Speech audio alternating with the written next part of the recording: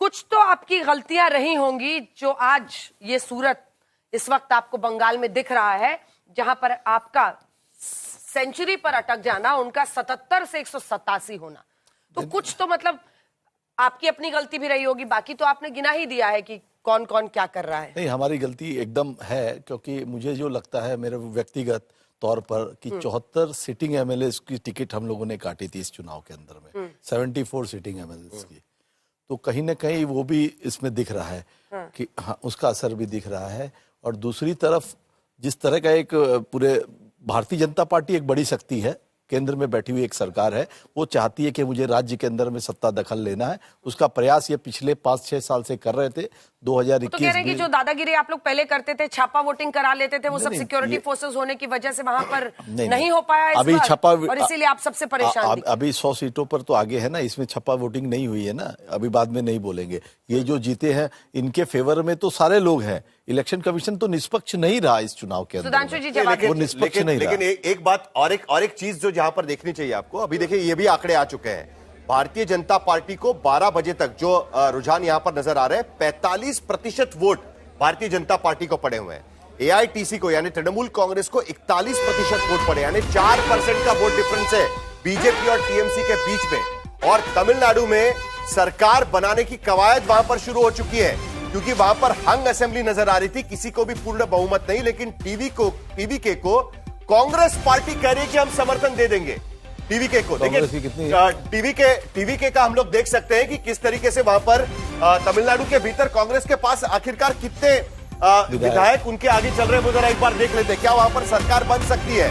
क्योंकि तमिलनाडु के भीतर डीएमके प्लस वहां पर सत्ता में है। पार्टी वाइज अगर हम देख ले तो हमें पता चलेगा कि यहां पर कांग्रेस पार्टी के 3.7% वोट है, लेकिन सीट वाइज में डीएमके प्लस 57 पे है।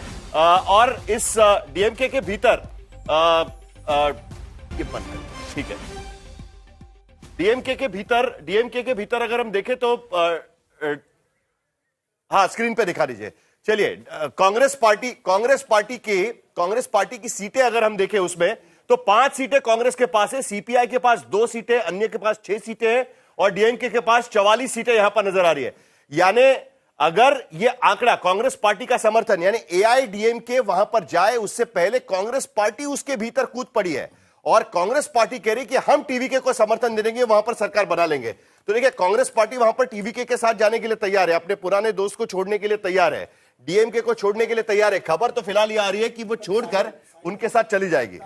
जो दिल्ली में 2013 में हुआ कि कांग्रेस को हराया आम आदमी पार्टी ने, और फिर कांग्रेस की मदद लेके सरकार बनाई, तो ये इस पॉसिबिलिटी को आप रूल आउट नहीं कर सकते। लेकिन यहाँ पर डिफरेंस भी तो बहुत ज्यादा है, 105 अगर डीएमके सपोर्ट कर दे सरकार बन जाएगी। अगर डीएमके सपोर्ट कर दे टीवीके को तो ये भी हो सकता है, लेकिन आज की स्थिति में कांग्रेस की पहल यहां पर नजर आ रही है। कांग्रेस पार्टी की पहल मतलब अंदर बातचीत चल रही है। अभय दुबे, ये चल रहा है कि अब फ्लिप ओवर हो जाएगा तमिलनाडु के भीतर और आप बोलेंगे देखिए हम वहां भी सत्ता में है। फिर ये कि यूडीएफ में कांग्रेस के पास कितनी सीटें और अन्य दलों के पास कितनी हैं, मुस्लिम लीग के पास कितनी हैं, वो भी दिखा देंगे। अभय दुबे जी, पहले इसका जवाब दे दीजिएगा। आप अगर नहीं, देखिए, टीवीके के प्रमुख ने पहले ही वक्तव्य दिया था और कांग्रेस की तरफ उन्होंने अपना इंक्लिनेशन बताया था, एक बात। दूसरा, भारतीय जनता पार्टी को उन्होंने कहा कि मैं कभी स्वीकार ही नहीं कर सकता, हमारी वैचारिक प्रतिबद्धताएं बिल्कुल अलग अलग है। पर तमिलनाडु के पूरे परिणाम आने के बाद शीर्ष नेतृत्व सामूहिक रूप से निर्णय लेगा। मैं टेलीविजन की डिबेट पे उस पर कोई प्रतिक्रिया व्यक्त नहीं कर सकता। जहां तक मैं अभी सुधांशु त्रिवेदी जी को सुन रहा था कि हिंदुत्व और हिंदू राष्ट्रवाद और राष्ट्रवादी नहीं, ये सांप्रदायिकवादी जीत है किसी एक नेता के भारतीय जनता पार्टी। मैं सुबह से सुन रहा हूं कि आदित्यनाथ जी जहां गए वहां पर स्ट्राइक रेट 75% था। प्रधानमंत्री जी का, अमित शाह साहब का, आदित्यनाथ जी का एक भाषण बता दीजिए जिसमें उन्होंने बंगाल के विकास का कोई चित्र खींचा हो। ये हिंदूवादी नहीं साहब, ये सिर्फ मुसलमानों का डर दिखा करके राज्य दर राज्य चुनाव को प्रभावित करने वाला राजनीतिक दल है। अभी आप ऐसा लगता है, अभय दुबे जी आप है ना, नहीं, एक सेकंड अभय जी, आपने ये सुना नहीं, तब पूरा भाषण नहीं सुना होगा, आपने सिर्फ हेडलाइन देखी होगी जिसमें ऐसी बात बताई गई क्योंकि बंगाल को लेकर प्रधानमंत्री ने सिर्फ अपना रोड मैप नहीं रखा, गृह मंत्री ने भी रखा। और गृह मंत्री तो बोलते रहे कि सबसे पहले मैं बॉर्डर फेंसिंग कराऊंगा, जिसके लिए मुझे जमीन नहीं मिल रही है अभी बंगाल में। उन्होंने बॉर्डर फेंसिंग और कैसे बंगाल को सिक्योर बनाना है, इस पर लंबे लंबे भाषण दिए। हाँ, उनका ये आरोप था कि टीएमसी गुंडागर्दी करती है, तो उसका भी। और ये बीजेपी दफ्तर में जश्न की तस्वीरें दिखाई दे रही हैं। इस वक्त मुख्तार अब्बास नकवी जी हमारे साथ भारतीय जनता पार्टी का पक्ष रखने के लिए जुड़ गए हैं। नकवी साहब, 98 असम में, 188 बंगाल में और पुडुचेरी में वापसी हो रही है। अब बंगाल के रिजल्ट पर ही चर्चा आपसे करते हैं, किस तरह से आपकी पार्टी इसको देख रही है, क्योंकि जाहिर तौर पर ऐतिहासिक है, बहुत बड़ा है। इसके बाद आ रही हूं सुधांशु जी।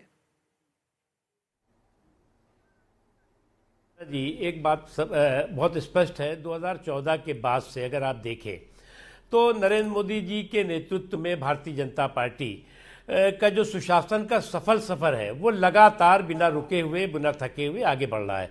और इसके बावजूद भी कि नरेंद्र मोदी जी और भारतीय जनता पार्टी के प्रति राजनीतिक असहिष्णुता और स्पर्शिता का एक दुराग्रहपूर्ण और दुष्टतापूर्ण दौर शुरू हुआ, और उस दौर को दरकिनार करके भारतीय जनता पार्टी और मोदी जी के नेतृत्व में हम सुशासन के सफर को आगे बढ़ाते रहे। और साथ ही साथ जो लोग सांप्रदायिक फसाद में सियासी मफाद ढूंढते रहे, उनके भी जो है वो जो छल था उसको भी छूमंतर किया है।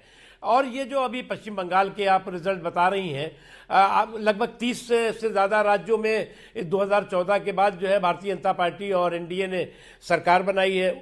उसमें जो है कई राज्य ऐसे हैं जिनमें कि कभी भारतीय जनता पार्टी की सरकार बनी ही नहीं, जिसमें कि अभी आपका बंगाल भी जुड़ जाने वाला है, बनी नहीं थी इससे पहले। तो ये सारी चीज़ें इस बात का प्रमाण है, इस बात का प्रतीक है कि नरेंद्र मोदी जी की तपस्या की ताकत और परिश्रम के परिणाम ने भारतीय जनता पार्टी को ग्राउंड जीरो का ग्लोबल हीरो बनाया है। नहीं, लेकिन बंगाल पे जो आंकड़े निकल कर आ रहे हैं उसे आप किस तरीके से देखते हैं? क्योंकि बार बार ये कहा जा रहा था कि तृणमूल कांग्रेस के पास अरिथमेटिक है, गणित उनके पास है, यानी मुस्लिम वोट उनके साथ में रहेंगे, उन्हें हिंदू वोट लेने 30-40%, वो 200